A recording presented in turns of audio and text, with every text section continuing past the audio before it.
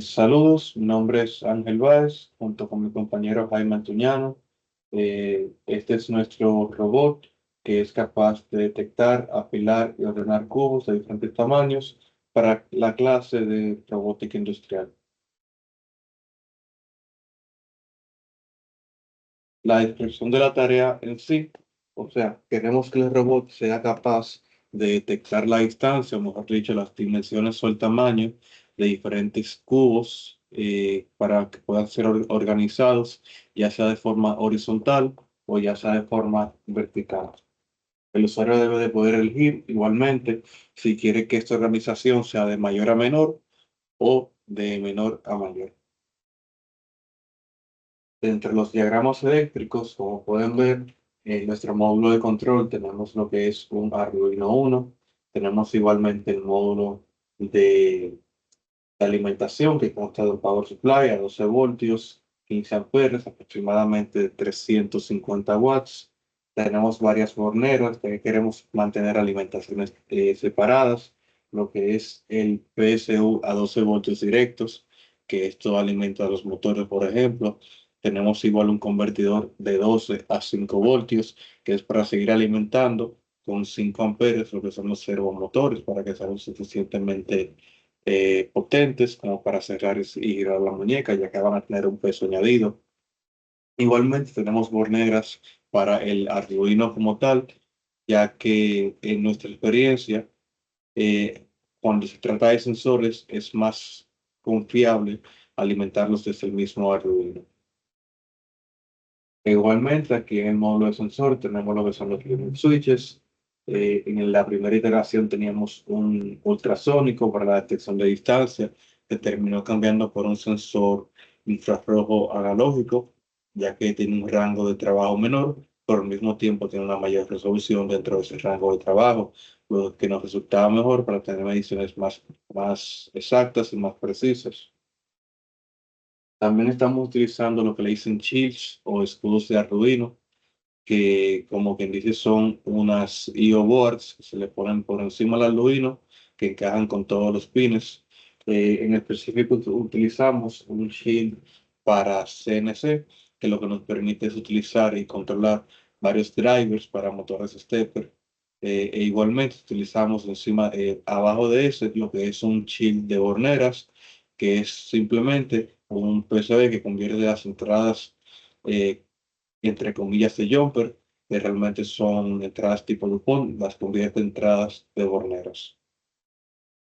Finalmente, a modo de misceláneo, tenemos lo que es un abanico de 12 voltios y tenemos los drivers en sí, que son los TMC 2209, los cuales son súper silenciosos, tienen muy buen manejo de corriente. Igualmente, tienen un microstepping activado por Refault. O sea que por cada 8 pasos que nosotros mandemos, o sea, por cada señal que sea equivalente a 8 pasos, él va a dar un solo paso.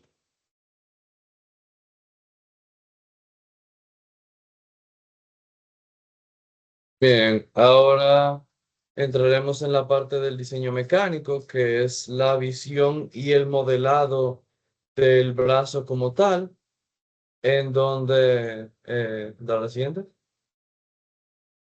Aquí podemos ver que, primero que nada, naturalmente, el software de elección es SolidWorks, ya que este es el que nos instruye en la misma carrera y contamos con certificaciones CCW A y P respectivamente en este grupo. Y este es el diseño general que acabó siendo el último diseño hecho en CAD. En físico más adelante veremos las modificaciones que se le siguió haciendo, pero ya al brazo físico como tal. En la siguiente diapositiva podremos tener imágenes más acercadas de la vista superior y vista lateral, en donde podemos apreciar parte de las consideraciones que se hicieron a la hora del diseño de, número uno, los eslabones, los cuales se hicieron con el objetivo de que fueran lo más simples posibles y que fuesen reversibles de forma tal que el eslabón dentro de su misma articulación pudiese ser colocado al revés o al derecho y lo único que dicta su orientación es el resto de componentes a los que se le acopla. A su vez, podemos apreciar en la imagen de vista superior que tenemos en el eje final, en el eje del efector final, también conocido como la muñeca, que no existe ningún tipo de acople con efectores, ningún motor que ejerza algún giro, y esto es porque, dada nuestra aplicación, la naturaleza de la misma, un pick and place, es lo más óptimo tener nuestro Tool Center Point siempre orientado hacia abajo. Entiéndase, las mordazas del gripper. Queremos que sea fácil para controlar porque tener que incluir en las ecuaciones, las cuales también veremos más adelante, un cuarto efector resulta bastante más complicado que solamente tres. Por lo tanto, al dejarlo sin motor, conservamos el eslabón como tal, pero nos ahorramos las dificultades que implican controlarlo directamente. Entonces, lo que tiene es puramente por gravedad se mantiene hacia abajo. En la siguiente diapositiva también podremos apreciar un poco más de cerca lo que son los motores que sí fueron utilizados, entiéndase los 3 grados de libertad que posee nuestro robot desde la cadera, el hombro en las imágenes de la derecha y luego a la izquierda tenemos la imagen que sería el codo. El codo tuvo la particularidad de que se escogió utilizar, aparte de la transmisión que venía con el mismo stepper, con el mismo motor, agregar una transmisión 1 a 1 de 90 grados para poder montar el motor dentro de los eslabones, entre los eslabones, como se puede apreciar en la imagen, y así mantener un perfil un poco más discreto y evitar cualquier tipo de aparataje con lo que viene siendo otros tipos de montura, como por ejemplo acople directo con el eje. Esta misma filosofía es la que dictó en la elección que se ve en la derecha, de regreso a la imagen de la derecha, con el motor del hombro, el cual en el modelado en el SolidWorks no se incluyó, pero lleva una correa, la cual es la que acopla el eje del motor con el eje del hombro, del mismo hombro. Y luego en la cadera se hizo una simple elección de acople directo, ya que la cadera es un motor que siempre irá por debajo del robot y por su mera ubicación tiene una naturaleza más discreta en su apariencia. El motor de la cadera tiene una transmisión 5 a 1 y el motor del hombro posee una transmisión 20 a 1. La polea no ofrece ningún aumento o reducción de torque. Es una transmisión 1 a 1. Continuamos.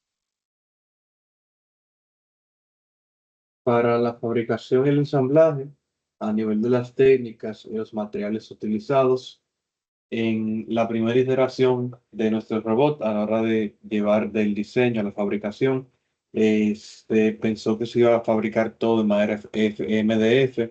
Se llegaron a cortar las piezas en láser, pero luego de varios intentos de ensamble y luego de varias pruebas, nos dimos cuenta que utilizar únicamente madera MDF no iba a resultar, ya que este es un material bastante frágil. Para la segunda iteración, se intentaron imprimir aquellas piezas que se rompieron en madera MDF, se intentaron imprimir en PLA y en PETG. Lo que ocurre es que estas piezas, al ser sí, un poco más resistentes que la madera, no directamente se rompen, sino que se terminan deformando, porque no tienen esa cantidad, no tienen esa resistencia que otros materiales como lo utilizado en la tercera iteración, que ya es lo que le dicen el acero estructural, en otras palabras, hierro negro, que sí nos dio la rigidez y la dureza necesaria para poder soportar las tensiones a las que se veía sometido el ensamble. Bien, el nuevo problema que enfrentaba el ensamble que era de plástico eran precisamente las deformaciones plásticas, valga un poco la redundancia. Y es que la pieza que se ve aquí en particular es una de las dos que fueron los principales causantes de pérdida de agarre en el hombro. La correa no agarraba bien, perdía tensión debido a que nuestras piezas de plástico se deformaban. Esta en particular se deformó de manera permanente, lo cual hacía mucho más difícil mantener la tensión necesaria para poder mover el eje del hombro con el motor correspondiente. En la siguiente diapositiva podremos ver eh, el lado a lado de la pieza ya fabricada en hierro negro y su contraparte de plástico, que podemos apreciar los tres dientes que tiene y principalmente la deformación que experimentaron dichos dientes.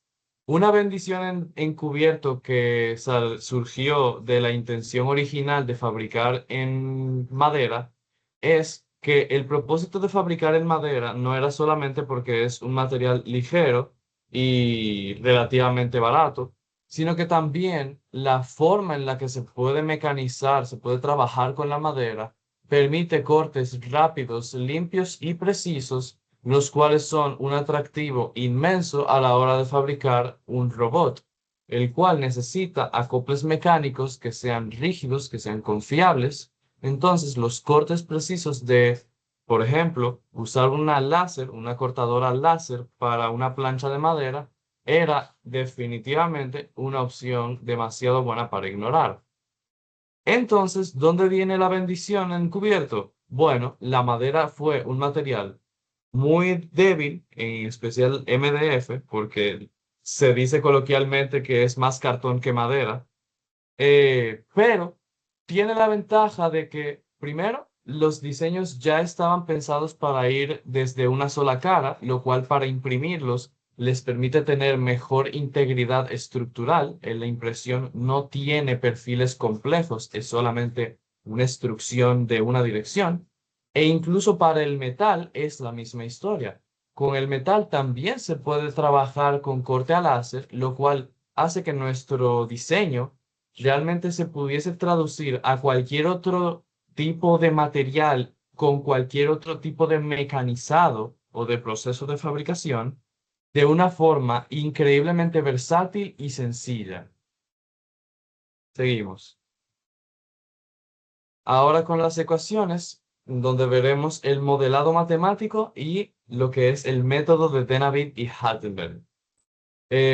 Rápidamente, porque estos son de los aspectos que se deben desarrollar en la materia, a lo largo de la materia, tenemos nuestras ecuaciones, las cuales de forma directa no nos son muy útiles, pero a través de del despeje, del debido despeje, que es el pequeño recuadro donde vemos el sol, la función sol de MATLAB, es que podemos entonces obtener nuestras ecuaciones de cinemática inversa y ahí es donde brilla, ese es el relucir del método de Navier y Hattenberg, el cual lo que nos provee es una forma de transformar nuestro movimiento en un punto deseado, que es lo que podemos ver en la imagen más grande, dadas unas coordenadas en el espacio X, Y, Z, que nos devuelva a nosotros los debidos ángulos de nuestras articulaciones θ 1, 2 y 3 para que el efector final llegue al dicho punto de forma precisa o vaya, en la siguiente diapositiva veremos que naturalmente, una simulación siempre será lo más preciso que existe, pero obviamente en la realidad hay que hacer compensaciones. Sin embargo, un buen punto de partida, como lo que es usar este método, hace que estas compensaciones sean menos requeridas y más permisivas. Continuamos.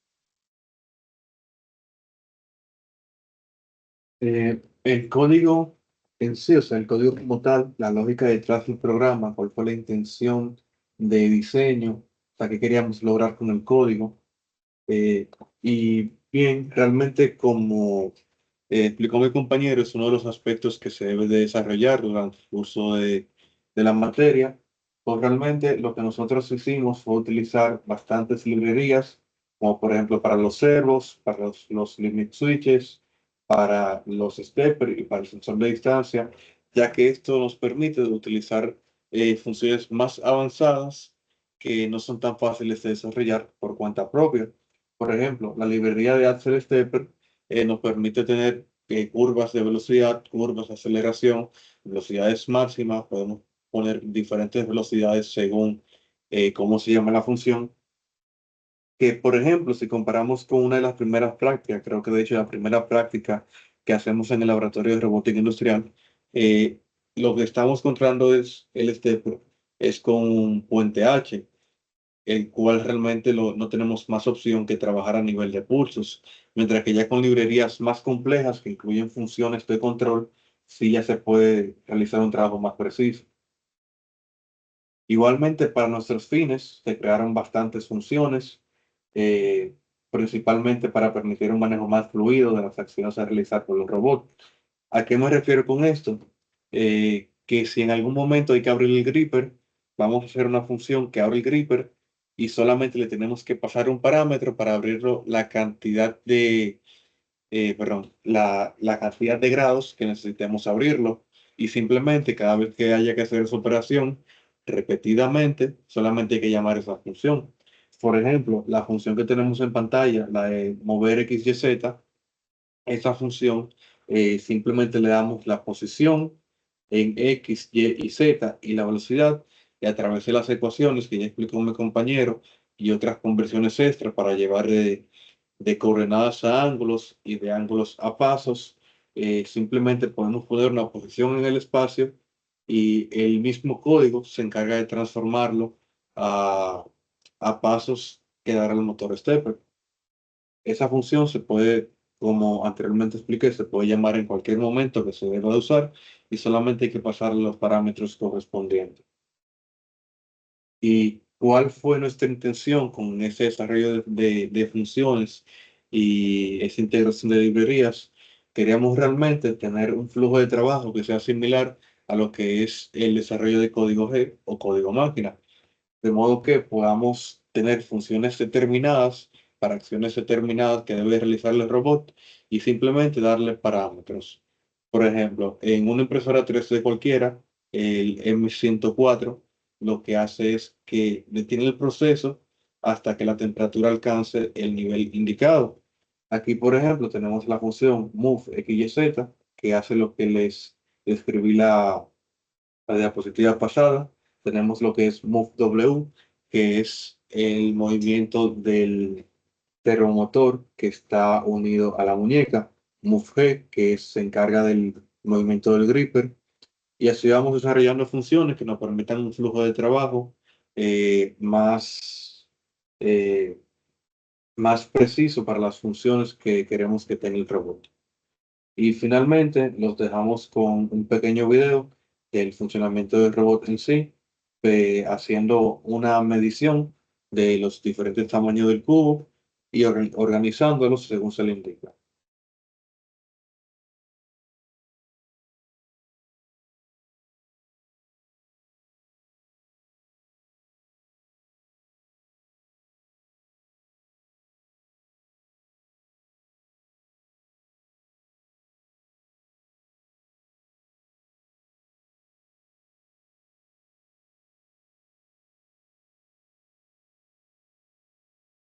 Ahí lo primero que se hace es que manualmente se coloca un cubo de calibración para que el sensor tenga una referencia al respecto de cómo va a medir los otros valores.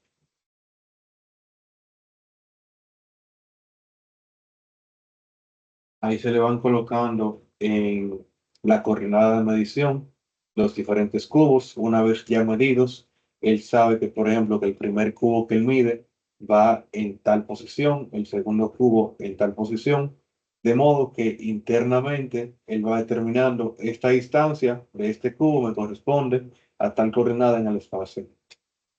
Elegimos un solo punto de medición en vez de medir cada uno de los 6 puntos de la matriz, ya que esto es lo que nos proveyó de más repetibilidad y más precisión a la hora de determinar los tamaños. Luego de determinados, se le indica si se quiere, o si se quiere organizar de forma horizontal o de forma vertical, de mayor a menor o de menor a mayor.